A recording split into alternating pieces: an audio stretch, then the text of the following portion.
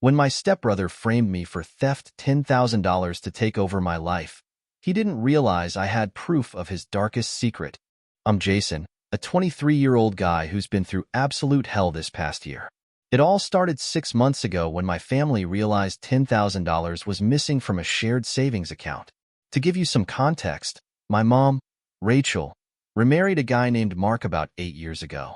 Mark's son, Carter, became my stepbrother, and honestly, we've never gotten along. Carter's always been the golden child, good-looking, charming, and with that infuriating ability to spin any situation in his favor. Meanwhile, I'm the quiet one, the guy who prefers fixing computers to schmoozing at Mark's company dinners. The money was supposed to be for my mom and Mark's dream vacation, a cruise they'd been planning for years. When they discovered it was gone, the house erupted into chaos. Mark was fuming, pacing the living room while Mom looked like she might cry. Carter, of course, swooped in with his usual charm, acting all concerned and helpful. I stood in the corner, just trying to stay out of the way. That was my first mistake. Mark started asking questions. Who had access to the account? Who knew the password? I'll admit, I froze up when his eyes landed on me. I didn't know what to say, because yeah, I'd accessed the account once, weeks ago, to check my college loan balance. But I hadn't touched the money. I said as much, but Carter jumped in, saying, "It's weird you didn't mention that right away, Jason." Cue the suspicion. Mark demanded an explanation, and Carter kept stirring the pot. "It's not like Jason has a job right now," he said, like that was relevant. Okay, so I was between gigs. I do freelance IT work, and it's been a slow year. But that didn't mean I'd steal from my family. Then Carter dropped the bombshell. "I saw Jason with a bunch of cash the other day," he said, like he was reluctant to admit it. I didn't want to say anything, but maybe it's related? I felt my stomach drop. Cash? What cash? I hadn't even had enough money to pay Trevor back for groceries last week. I tried to argue, but Mark's face was already hardening. "Is that true?" he demanded, his voice low and dangerous. "It's not," I said, probably too loudly. "Carter's making this up." But the room was already against me. Carter shook his head, giving me that infuriatingly pitying look. "Look, I'm not accusing you, Jason. I just think you should be honest if you made a mistake. We can fix this." "A mistake? Fix this?" I was shaking with rage. I could see exactly what he was doing, and the worst part was that no one else could. My mom looked at me like she didn't even know who I was anymore. "Jason," she said quietly, "if there's something you need to tell us, just say it." I was too angry to say anything coherent, which didn't help my case. Then Carter found the smoking gun, a withdrawal receipt from the savings account with my name on it. He said he found it in my desk drawer, which was weird because I hadn't been home much lately. I don't know how he got in there, or how he forged the damn thing, but it was convincing enough to everyone else. Mark's voice was cold. "Pack your things," he said. "I can't trust you in this house." I turned to my mom, waiting for her to defend me. She didn't. She just looked at me with tears in her eyes and said, "Jason, how could you?" That was the worst part. My mom, who's always had my back, was looking at me like I'd killed someone. And Carter just stood there, the perfect little angel, pretending he wasn't reveling in every second of this. I grabbed a duffel bag and left without saying another word. I didn't even know where I was going, but thankfully, my friend Trevor picked up the phone. He's the kind of guy who'll call you out on your crap, but when I told him what happened, he didn't even hesitate. "Carter's lying," he said. "I've never trusted that guy." Trevor let me crash on his couch, and over the next few days, I went over everything in my head. I couldn't stop thinking about how Carter pulled it off. He had to have hacked into the account somehow, but I didn't have the technical proof yet. I also had no idea what he'd done with the money. Did he spend it? Stash it? Either way, I was screwed, and he was in the clear. Meanwhile, Carter was living it up back at home. I saw pictures on Instagram of him and my mom having dinner together like nothing had happened. He was back to being the golden boy, and I was the black sheep. It was like I'd been erased from my own family. But here's the thing. I'm not the kind of guy who just rolls over and takes it. Carter might have won the first round, but I wasn't done fighting. I started digging into his life. Not just the missing money, but everything else. Carter had always been too smooth, too perfect, and I knew there had to be cracks under the surface. The first breakthrough came when I remembered Carter's old laptop. He'd dumped it in the garage years ago when he upgraded, and I'd helped him set up the new one. I knew he'd never bothered to wipe the old hard drive, because he's lazy like that. I wasn't sure if my mom had thrown it out, but it was worth checking. I called my mom, pretending I wanted to pick up some of my old stuff. She was cold on the phone, but she agreed. I went back to the house while Mark was at work, and Carter was conveniently out with friends. My mom didn't say much to me, but she let me grab my things. There it was, buried under a pile of junk in the garage, Carter's old laptop. I shoved it in my bag and left before anyone could stop me. When I got back to Trevor's place, I booted it up. The thing was slow as hell, but it worked. I spent hours combing through his files, looking for anything that could help me. Most of it was junk, old essays, random pictures, but then I found it. A folder labeled private. It was password protected, of course, but I knew Carter well enough to guess his password after a few tries. He's not as clever as he thinks he is. The folder wasn't what I expected. It didn't have anything about the $10,000, at least, not yet. But it did have something else. Something big. I didn't know it then, but I was holding the key to taking Carter down for good. After finding Carter's old laptop, I was filled with a mix of hope and dread. The folder I'd cracked open was a treasure trove of secrets, but I wasn't sure how much of it could actually help me. Most of it was random screenshots of texts, social media messages, and a few receipts from sketchy online purchases. I sifted through everything, looking for anything that connected Carter to the missing $10,000, or, frankly, anything I could use to prove he wasn't the golden boy everyone thought he was. That's when I found something unusual. There was a subfolder named Madison. The name sounded familiar. Madison was one of Carter's old friends. Or more accurately, one of the many women who used to hang out with him. She was a little older than us, gorgeous, and from what I remembered, she always seemed a little out of Carter's league. But Carter had that charm, fake as it was, and people gravitated toward him. The folder had dozens of photos of Madison, some normal, like pictures from parties, but others, not so normal. Screenshots of private conversations. Photos of her with other guys, taken without her knowing. It was creepy as hell, and my stomach turned the more I saw. There was even an email thread where Carter threatened to send one of her photos to her boss unless she helped him out with something. The emails didn't say what that help was, but I had a sick feeling it wasn't anything good. I backed up the entire folder onto a flash drive. I didn't know if this would connect to the missing money, but it was proof that Carter wasn't the angel he pretended to be. And if he'd blackmailed Madison, who else had he messed with? That night, I couldn't sleep. My mind was spinning, trying to figure out what to do next. Carter had the family eating out of his hand, and even if I brought this to my mom or Mark, would they believe me?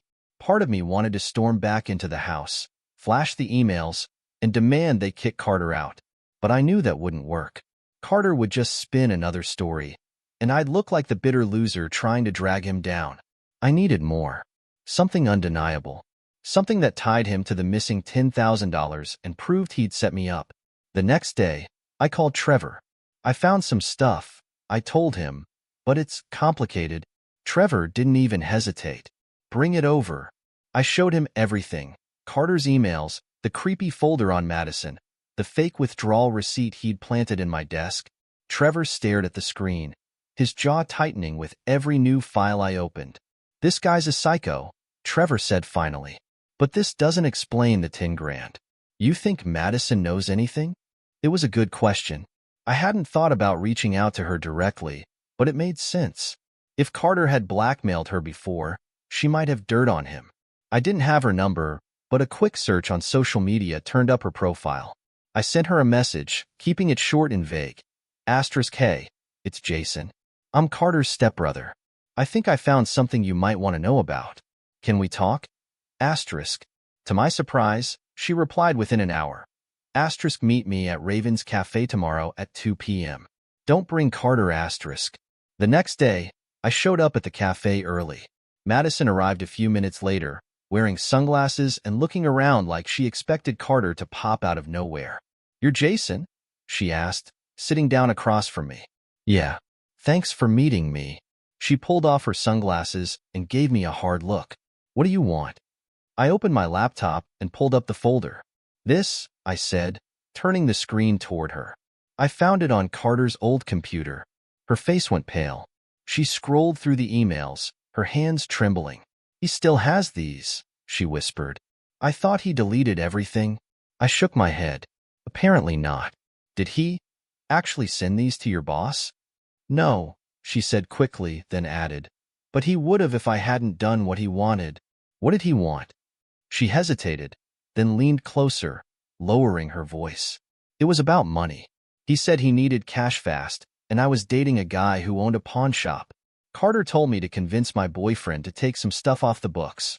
No receipts, no questions. I didn't want to do it, but I couldn't lose my job. My heart started pounding. Do you remember what he pawned? Jewelry, she said. Mostly stuff that looked expensive but wasn't. And a few real pieces. I think one was a watch, some kind of family heirloom. That explained a lot. Carter must have stolen the jewelry from the house, pawned it, and used the cash as part of his scheme. It was brilliant, in a sick way. There wouldn't be any bank records, just stolen property that he could deny touching if anyone ever traced it back to him. Do you still talk to this guy? I asked. The one with the pawn shop? Madison shook her head. We broke up months ago, but I can give you his name. She scribbled the name and address on a napkin and handed it to me. I don't want to get involved, she said, standing up. I've got enough problems without Carter coming after me again. I understand, I said. Thanks for helping. She nodded, then walked out, glancing over her shoulder like she thought someone was following her. I couldn't blame her. After seeing what Carter had done, I was starting to feel paranoid too. That night, Trevor and I drove to the pawn shop. It was a small place on the edge of town, tucked between a laundromat and a liquor store. The owner, a wiry guy named Doug, was behind the counter when we walked in. I recognized him from Madison's photos. Hey, I said, trying to sound casual. We're looking for some information about a guy who might have brought stuff in a few months ago. Carter. Doug raised an eyebrow. I don't give out customer info. I'm not a customer, I said. I'm his stepbrother. And he stole from me. Doug shrugged. Not my problem. Trevor stepped forward, crossing his arms. Look, we're not asking for much. Just tell us what he sold and when. Doug sighed, leaning against the counter. Fine. But if anyone asks, you didn't hear it from me. He pulled out a notebook and flipped through a few pages. Carter, right? Yeah, I remember him. Real smooth talker. Brought in a box of stuff, couple of watches, some rings, a necklace. Sold it all for a few grand. My stomach dropped. Do you still have any of it? Doug shook his head. Nah, it's all gone. I move inventory fast. Do you have a receipt or anything? I asked. Doug smirked. No receipts, no paper trail. That's how he wanted it. Of course it was. Carter had covered his tracks perfectly. But now I had another piece of the puzzle. If I could tie the stolen jewelry back to the missing $10,000, I'd have proof he'd set me up. And if I couldn't, well, I still had the flash drive. And Carter's dirty little secret was about to become my ace in the hole. Leaving the pawn shop didn't feel like much of a win. Sure, I had confirmation that Carter pawned stolen jewelry, but without a receipt or a direct connection to the missing $10,000, it still felt like my word against his. And let's be real, his word carried a lot more weight with my family. Trevor drove us back to his place, silent for most of the ride. When we finally parked, he turned to me and said, You know this isn't enough, right? Yeah, I muttered. But it's a start. The truth was, I wasn't even sure where to go from here. Madison had been helpful, but she was terrified of Carter, and I couldn't blame her. I kept thinking about the emails I'd found on his laptop, the threats he'd made. If he could blackmail her, what else was he capable of? I had a nagging feeling that there was more to this, something I hadn't uncovered yet. That night, I went back through the files on Carter's laptop. The folder labeled private was full of disturbing stuff, but nothing that screamed missing $10K. Frustrated, I started poking around the rest of the hard drive, digging through old files and deleted folders. It was tedious work, but I couldn't shake the feeling that the answer was somewhere in there. And then I found it. Buried deep in a folder labeled with nothing but random letters and numbers was a series of video files. Most of them were short, just a few minutes long, and the titles were cryptic. Dates, initials, that sort of thing. I clicked on the first one, and my stomach immediately sank. It was Carter, sitting on a couch with a woman I didn't recognize. She looked nervous, and Carter was grinning that same smug grin I'd seen 1,000 times before. The audio wasn't great, but I could make out enough to understand what was happening. Carter was recording her without her consent. He kept coaxing her into saying things, asking her questions about her past, her relationships, her job. The more I watched, the clearer it became. He was gathering dirt on her, the same way he had with Madison. The next video was worse. It was a different woman, and this time, Carter wasn't just asking questions. He was threatening her, dangling some kind of leverage over her head. I felt sick watching it. These weren't just innocent conversations. This was full-blown manipulation. He was using these videos to control people, to get what he wanted. There were at least a dozen more files like that. Some of the women I recognized, acquaintances from parties, girls Carter had dated, but others were complete strangers. And the more I watched, the angrier I got. Carter wasn't just a liar or a thief. He was a predator. The next morning, I called Madison. She sounded hesitant when she picked up, but I didn't waste any time. "I found something," I said. "Videos. Of you. Of other people." There was a long pause. "What kind of videos?" "The kind where Carter records people without them knowing. The kind he uses to blackmail them." Madison swore under her breath. I knew he had stuff on me, but videos? "Are you serious?" "Dead serious," I said. "And you're not the only one. There are others." She was quiet for a moment. Then she said, "You need to get this out there. People need to know what he's doing." "I want to," I said, "but I can't just drop this on the internet. I need to make sure it's enough to clear my name. If I just start throwing accusations around, he'll spin it like he always does."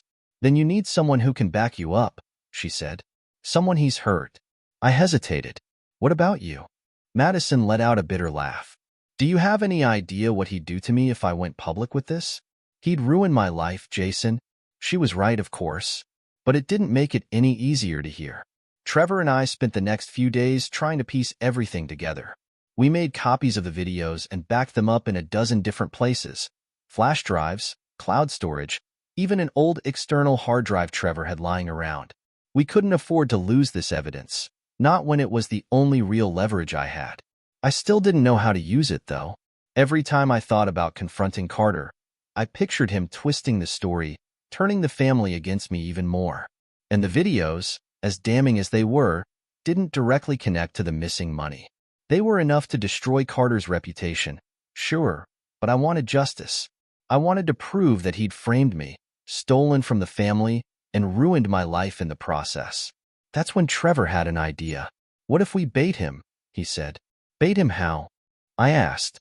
"We know he's greedy," Trevor said, "and we know he'll do whatever it takes to cover his tracks. If we can get him to slip up, say something incriminating, we can nail him." It was a risky plan, but it was better than sitting around waiting for a miracle. We spent the next few days working out the details. The idea was simple. I'd confront Carter in a controlled environment, somewhere he'd feel safe. I'd make him think I was ready to let everything go, maybe even offer him a deal. And while he was gloating about his victory, I'd record every word.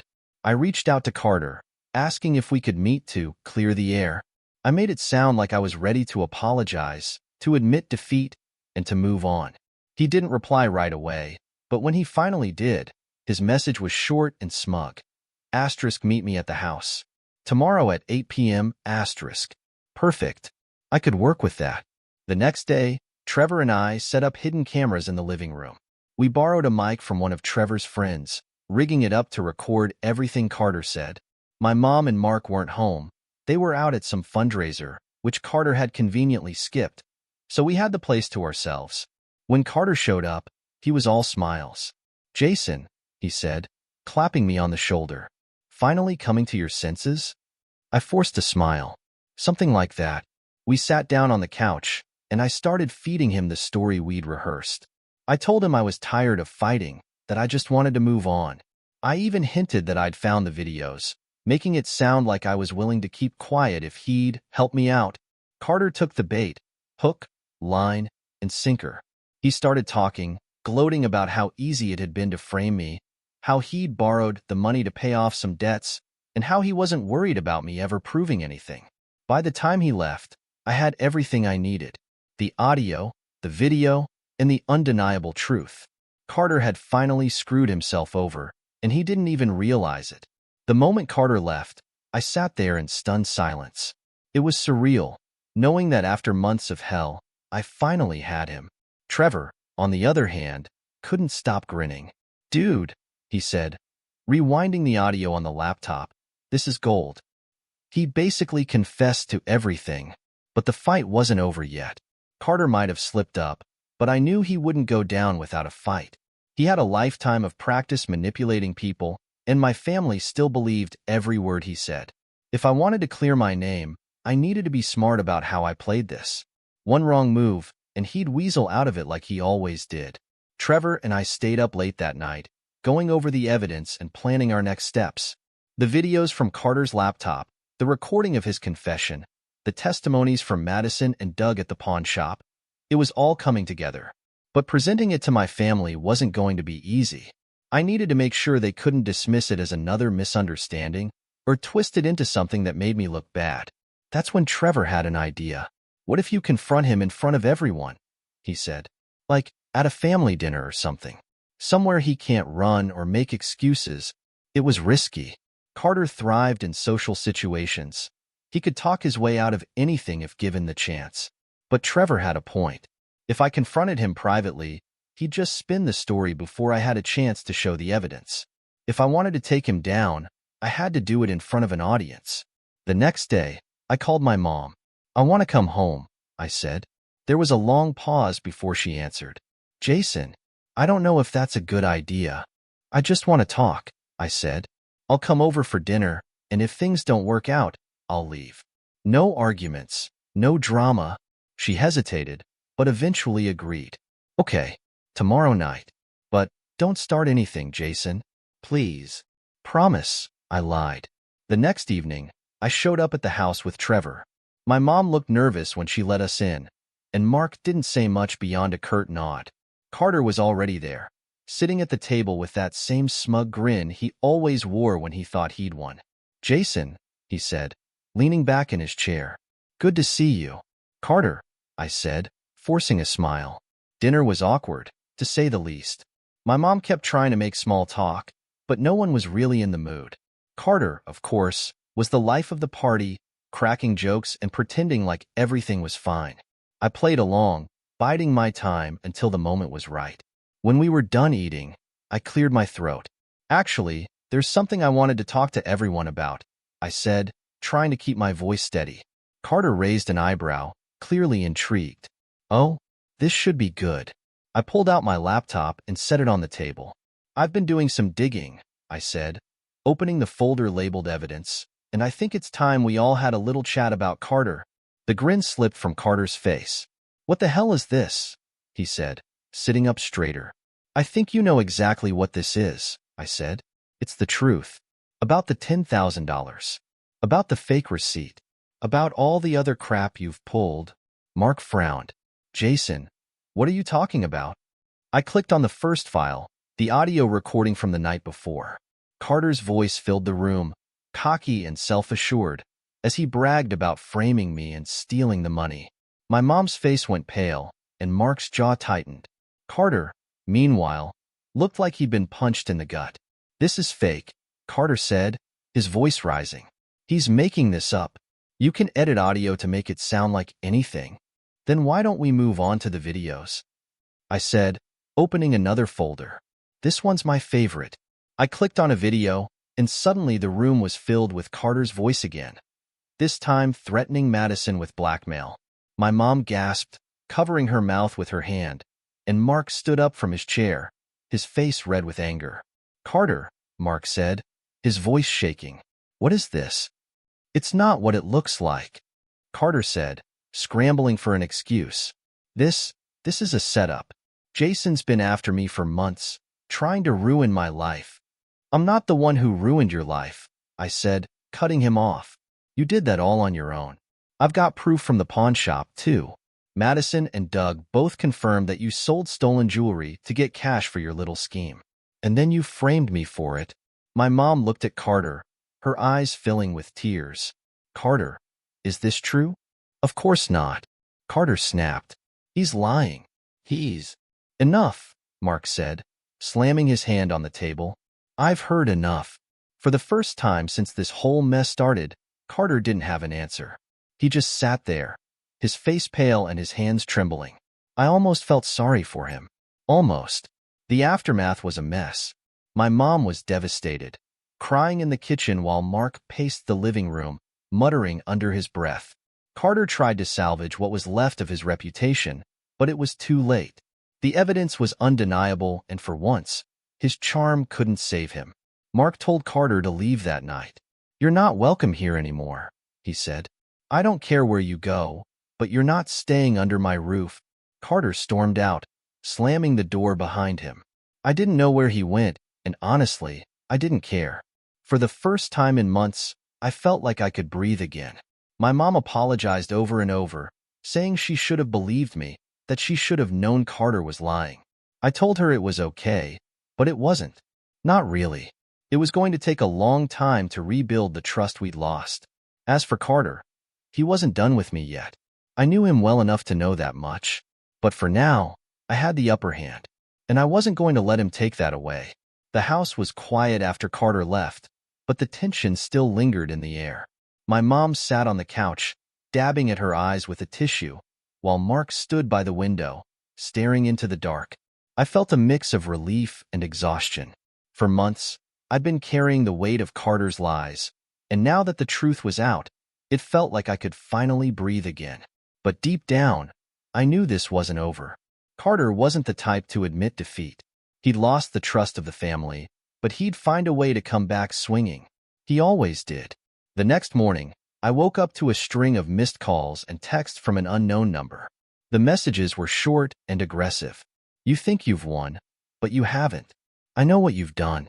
You'll regret this. It didn't take a genius to figure out who they were from.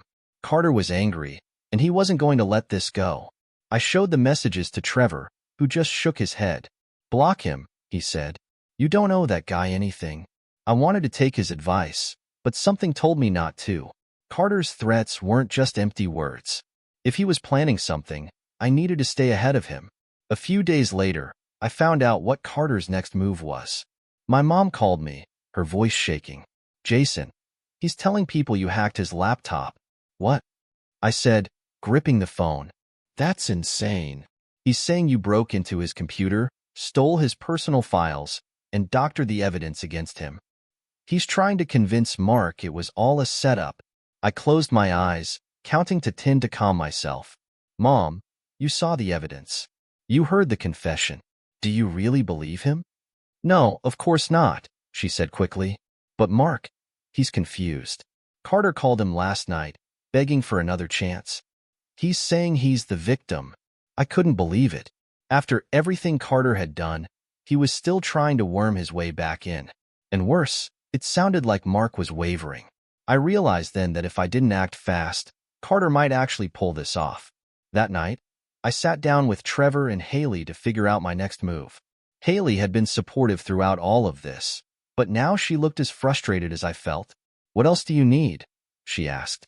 You've got the videos, the audio, the proof from the pawn shop. How is he still getting away with this? Because he's Carter, I said bitterly. He's been lying his whole life. He knows how to make people believe him. Then you need to stop playing defense, Trevor said. Go on the offensive. It was a bold idea. For months, I'd been reacting to Carter's moves, trying to prove my innocence while he kept spinning new lies. But if I wanted to end this for good, I had to flip the script. The next day, I contacted Madison. She was hesitant at first, but when I explained what Carter was trying to do, she agreed to help. He's burned so many bridges, she said. People need to know who he really is. Together, we came up with a plan. Madison would reach out to some of the other women Carter had manipulated. People from the videos, people who'd been blackmailed or threatened. It wasn't easy. A lot of them didn't want to talk, afraid of what Carter might do if they went public. But slowly, one by one, they started to come forward.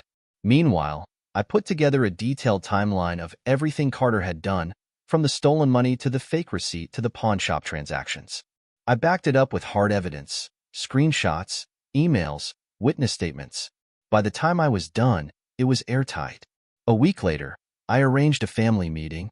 Mark was reluctant, but my mom convinced him to hear me out. I asked Madison to come too, along with Trevor and Haley. This wasn't just about clearing my name anymore. It was about holding Carter accountable for everything he'd done. When Mark saw Madison, he looked confused. "What's she doing here?" "She's here because Carter's lies didn't just hurt me," I said. "They hurt a lot of people. And it's time you knew the truth." I started with the videos, showing them one by one. My mom looked horrified, while Mark grew angrier with each passing minute. Madison spoke up, sharing her story about the blackmail and the pawn shop. By the time she was done, Mark's face was red with rage. This is unbelievable," he said, running a hand through his hair. "I trusted him. We trusted him." "I know," I said, "and he used that trust to manipulate everyone around him." For the first time, I saw Mark truly realize the extent of what Carter had done. It wasn't just about the money or the lies. It was about how he'd systematically destroyed lives to get what he wanted. The final nail in the coffin came when I showed them the messages Carter had sent me after the confrontation. They were desperate, angry, and full of threats, proof that he hadn't changed and never would. By the end of the meeting, Mark and my mom were both on my side. They agreed to cut ties with Carter completely, to block him from the family accounts and have no further contact. It wasn't easy for them, especially my mom, but she finally understood who Carter really was. As for Carter, his downfall didn't stop with the family. Madison and the other women went public with their stories, sharing everything Carter had done. The videos, the emails, the blackmail, it all came out. People started cutting ties with him left and right. Friends, employers, acquaintances, they all wanted nothing to do with him. I wish I could say Carter learned his lesson, but the truth is, people like him rarely do. Last I heard, he was living out of a motel, trying to hustle his way back to the top. But this time, no one was buying what he was selling. In the end, I got my life back. My relationship with my mom and Mark isn't perfect, but we're working on it. Trevor and Haley stuck by me through everything, and I couldn't be more grateful for them. And as for me, I've learned to trust myself more. I let Carter walk all over me for too long, but those days are over. If there's one thing I've learned from this whole mess, it's that the truth always comes out. And when it does, people like Carter have nowhere to hide.